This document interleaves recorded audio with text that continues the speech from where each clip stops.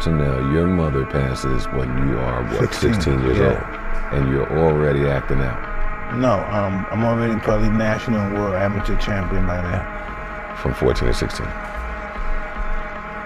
Well, how did that happen? I beat everybody in the world.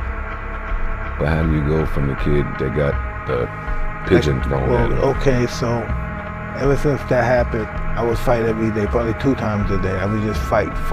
Sometimes we would fight for money. Yeah, you want to fight again? Put this on. This nigga, you will beat this nigga. So some of the guys would put money on each other and we would fight people. And how do you go from that? You know, I kept fighting people. I went to some institutions. I was fighting in there, just street fighting, hitting people, trying to stab them. And then I got shipped to another institution. At first, it was an institution where you could really walk around the complex and stuff, and cops didn't have to have guns around you. And then Minimum security. Yeah, and then I got in trouble.